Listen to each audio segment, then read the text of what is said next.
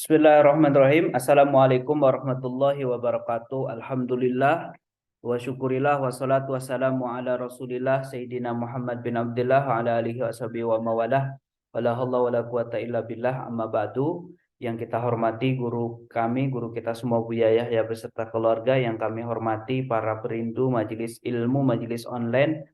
Alhamdulillah pada kesempatan eh, saat ini kita bisa bertemu kembali di pertemuan yang keempat. Mudah-mudahan pertemuan ini ada manfaatnya, diberi pemahaman yang benar, diberi kemudahan mengamalkan ilmu, dan pahami bahwasanya kalau ada orang ibadah tanpa ilmu, dikatakan oleh para ulama mardudatun latuk balu, ditolak gak diterima.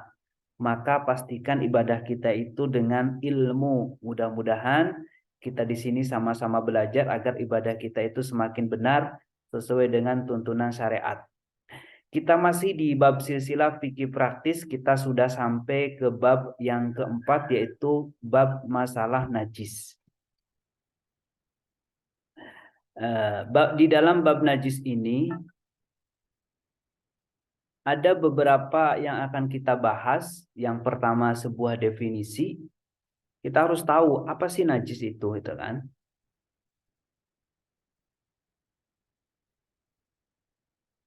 Najis itu harus kita pahami juga. Najis itu apa sih, Ustadz? Najis itu adalah sesuatu yang haram dimakan. Ya, jadi ini nggak boleh dimakan. Najis ini nggak boleh dimakan. Kalau nempel di badan, di tempat, dan baju yang digunakan untuk sholat akan menjadikan sholatnya nggak sah. Kalau jatuh ke air akan mengubah hukum air. Jadi 3 hal ini yang perlu diperhatikan. Haram dimakan, nempel, jatuh. Makan nggak boleh, nempel sholatnya nggak sah, kemudian jatuh akan mengubah hukum air. Sebab ada sesuatu yang haram dimakan. Haram dimakan tapi sesuatu itu tidak najis. Pecahan kaca, beling, itu haram dimakan. Tapi kalau nempel ketika sholat, ya menjadikan sholatnya itu tetap sah. Paku juga sama, paku itu kan, paku yang tajam. Kalau dimakan hukumnya haram, tapi kalau nempel nggak akan merubah, menjadikan sholat itu nggak sah, tetap sah. Nah, cuma kalau dari definisi ini, karena masih ada yang kurang, maka dikatakan oleh para ulama yang nggak bisa didefinisikan, hadirkan saja bilangannya.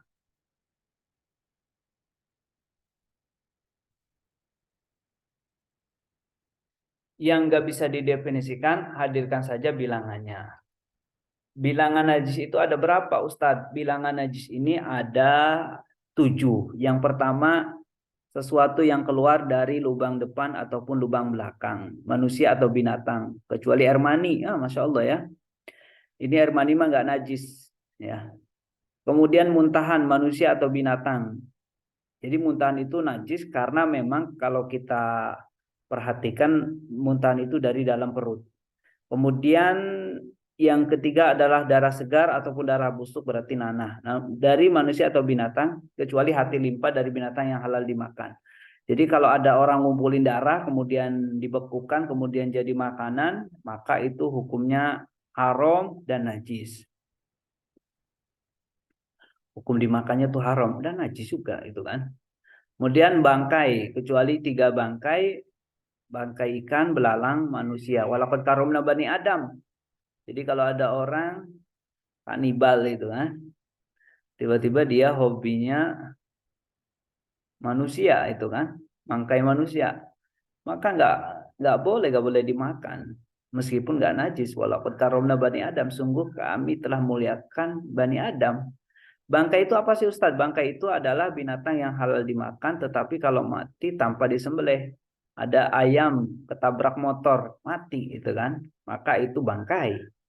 Tapi kemudian yang kedua adalah bisa dikatakan bangkai itu adalah binatang yang eh, haram dimakan meskipun matinya itu disembelih. Matinya itu disembelih ya tetap itu hukumnya bangkai. Seperti itu. Kemudian yang kelima adalah cairan memabukkan. Eh, ada yang memabukkan tapi bukan dalam bentuk cair, daun. Daun yang memabukkan itu nggak najis tapi haram dimakan. Anjing dan keturunannya. Ada anjing bentuknya kayak manusia itu kan. Tapi memang keturunan dari anjing ya tetap itu najis. Babi, ada kambing itu kan, kambing. Tapi turunan babi ya tetap itu hukumnya najis. Seperti itu. Kemudian kapan di sebuah najis ini akan berpindah? Najis ini akan berpindah jika najis tersebut dalam kondisi basah. Jadi najis akan berpindah jika najisnya basah atau yang menyentuh najis itu dalam kondisi basah. Jadi kalau ada orang kesenggol anjing, anjing kan najis. Tadi kan dari yang 7 najis. Maka akan dikatakan pindah jika basah anjingnya, kemudian kondisi bajunya atau tubuhnya itu atau tempatnya itu dalam kondisi eh, basah. Kalau sama-sama kering, najisnya kering, anjingnya juga kering, kemudian pakaiannya, tempatnya, kemudian najisnya pun kering ya sudah jangan dihiraukan, itu nggak berpindah. Ingat ya, saya ulang-ulang najis itu ada 7, selebihnya jangan dipusingkan. Ya, kotoran dari mata nggak najis, kotoran dari telinga nggak najis, kotoran dari hidung juga nggak najis. Ya. Kemudian selanjutnya adalah yaitu najis dibagi menjadi 3. Yang pertama mukhaffafah, yang kedua mughaladhah, yang ketiga mutawasithah. Mukhaffafah itu kencing bayi laki-laki. Kencing bayi laki-laki. Kemudian umurnya belum mencapai 2 tahun Hijriah.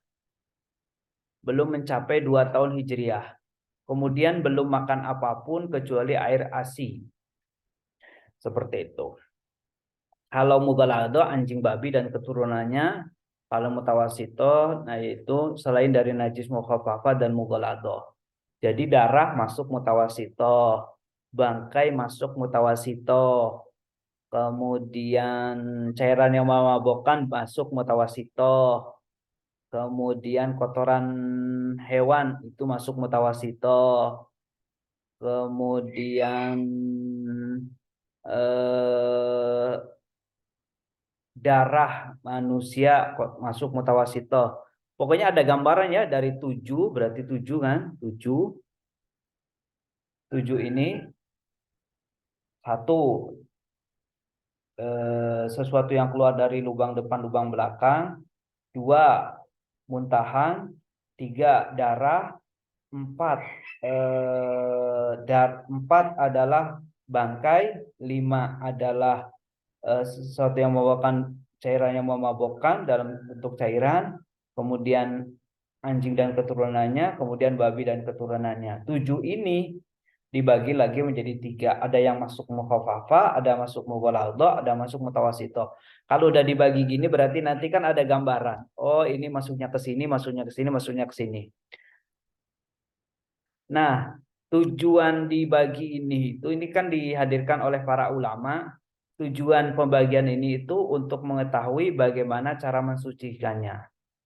Adapun masalah hukum terhadap ibadah ya sama-sama tadi sebuah definisi. Kalau dimakan ya hukumnya haram, kalau nempel berarti sholatnya nggak sah, kalau jatuh ke air berarti hukum airnya tuh berubah.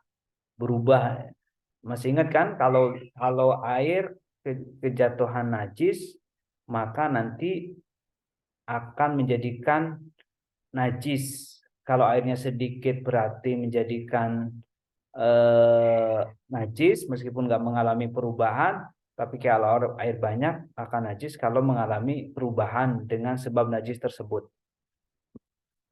Baik, cara mensucikan najis. Cara mensucikan najis ini adalah kalau najisnya mukhaffafah, maka cara mensucikannya gampang. Dihilangkan dulu sifat najisnya dulu, habis itu dipercikan. Tapi kalau mutawassit, kalau mughalladhah, yang kedua kalau mughalladhah hilangkan dulu sifat najisnya, kemudian dengan 7 kali basuhan, kemudian salah satu dari yang 7 tadi basuhan itu harus dicampur dengan yang namanya debu. Jadi hilangkan dulu misalkan ada tangan terkena jilatan anjing. Set. Maka ini pastikan dulu hilang sifatnya. Setelah hilang baru nanti dikasih air 7 kali. Nah, salah satu dari itu tuh ada debunya. Kemudian mutawasito sama, dihilangkan dulu baru nanti mengguyurkan air ke seluruh wilayah yang terkena najis. Itu cara gampang lah kalau masalah mensucikan. Next. Setelah kita tahu cara mensucikan najis, maka nanti kita akan bahas yaitu pembagian najis dari sifatnya. Kalau tadi kan ditinjau tujuannya itu untuk cara mensucikannya. Kalau yang selanjutnya yang ini adalah pembagian najis ditinjau dari sifatnya.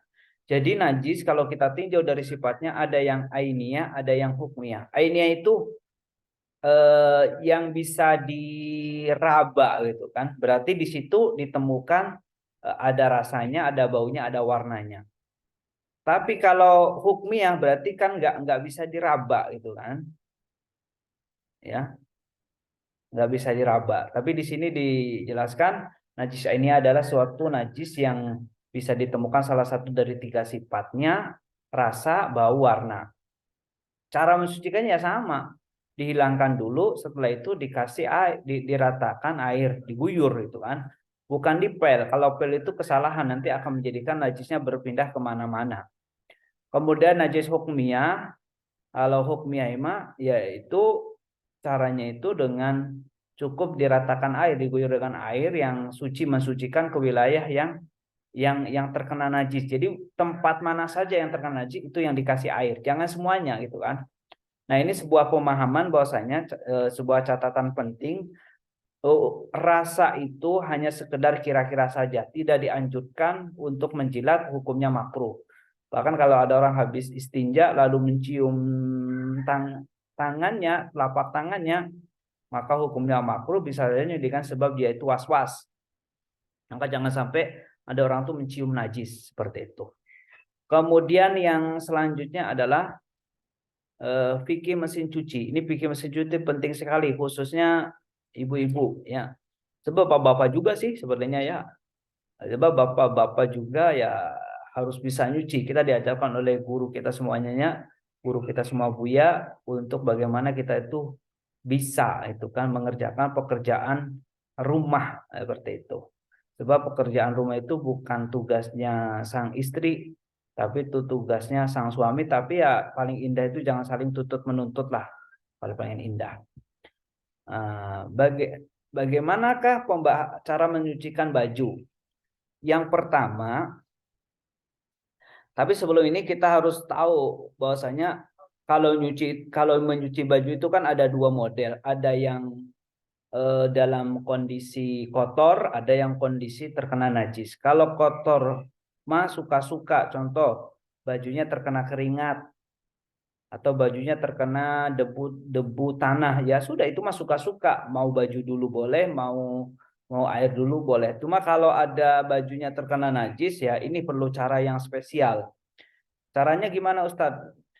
Jadi cara mensucikan baju yang terkena najis itu terlebih dahulu dengan menyucikan sebelum diberi sabun. Jadi dicucikan dulu baju yang terkena najis itu, dicucikan dulu dengan cara menyucikan baju sebelum diberi sabun. Baju dengan cara gimana Ustadz? Dengan cara dimasukkan terlebih dahulu ke mesin cuci. Jadi masukin dulu bajunya ke mesin cuci. Setelah dimasukin, airnya itu dituangkan dan tidak harus sampai meluber. Yang penting sudah merata ke wilayah pakaian tersebut. Kemudian yang selanjutnya adalah nyalakan mesin cuci. Ya. Nyalakan mesin cuci, itu kan. Nyalakan mesin cuci. Biarkan mesin cuci bekerja hingga air benar-benar mencapai baju. Kemudian yang keempat adalah ganti air jika diperlukan. Apabila perubahannya parah, maka harus diganti. Kalau nggak parah, jika tidak berubah sebab baju yang terkena, maka air itu tidak perlu diganti. Bila langsung mencuci seperti biasa dengan menaruh sabun dan lain-lain, karena saat itu kita tidak bisa mencucikan lagi. Karena saat itu kita tidak menyucikan baju dari najis, tapi menyuci baju saja. Jadi yang perlu diperhatikan itu adalah bajunya dulu, jangan air dulu. Kalau air dulu kemudian bajunya ada najisnya yang perlu disucikan, maka menjadikan najisnya itu kemana-mana. Kalau nempel ke jidatnya jadi najis, kalau nempel ke pecinya jadi najis, kalau nempel ke kerudungnya jadi najis, kalau nempel ke tangannya menjadi ada najisnya, seperti itu. Nah, kemudian setelah kita tahu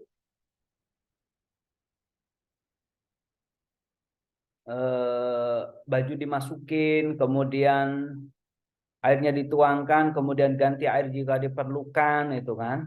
Kemudian bersihkan baju seperti biasa, ini sudah dijelaskan tadi. Kemudian yang selanjutnya adalah batasan dalam menyucikan. Batasan dalam menyucikan itu adalah ada pembahasannya. Jika ada orang sudah berusaha menyuci tapi tetap nggak hilang-hilang gitu kan, gimana nih gitu kan?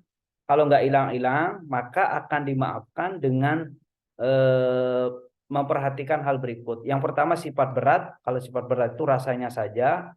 Kemudian gabungan antara warna dan bau. Yang kedua adalah kita harus perhatikan dulu sifat ringan, baunya saja atau warnanya saja. Kalau ada tidak bisa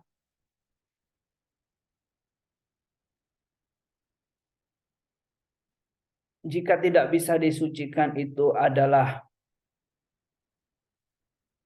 sifat ringan, berarti kalau sifat ringan itu berarti kan sifat ringan itu adalah baunya saja atau warnanya saja. Maka akan dimaafkan dengan catatan sudah 3 kali berusaha, kemudian sudah digosok, kemudian menggunakan pembersih tambahan seperti eh, sabun dan lain sebagainya. Jadi kalau ada orang di tangannya ada najis, kemudian sudah 3 kali sudah digosok, sudah sampai pakai sabun dan lain sebagainya, maka itu dimaafkan. Dan ini para ulama menyebutkan dengan hadu ta'athur, sulit dibersihkan dan disucikan. Ini hadu ta'athur, sulit dibersihkan dan disucikan. Itu dimaafkan ya. Nah, kemudian yang selanjutnya adalah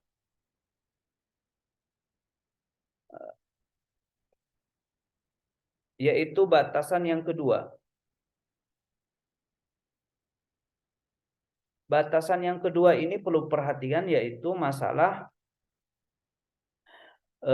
jika nggak bisa disucikan, jadi sudah berusaha itu kan, yang tadi gitu kan, sudah 3 kali, sudah digosok, sudah pakai pembersih tambahan, nggak akan hilang kecuali sampai kalau keramiknya harus dicongkel, kalau bajunya harus dipotong, maka hal itu dimaafkan. Dan ini para ulama menyebutnya dengan hadu ta'adzur, tidak mungkin dihilangkan. Ya, itu dimaafkan. Ini biasanya dalam pembahasan macam-macam ya. Nah, ini saja yang bisa kami hadirkan seputar masalah bab najis. Nah, insya Allah kita akan lanjut bab selanjutnya, bab yang sangat penting juga untuk kita beri pemahaman yang benar. Diberi pemahaman bab yang selanjutnya, bab yang mudah-mudahan kita diberi pemahaman yang benar, mudah-mudahan kita diberi ilmu manfaat. Syukran atas perhatiannya. Mohon maaf. Assalamualaikum warahmatullahi wabarakatuh.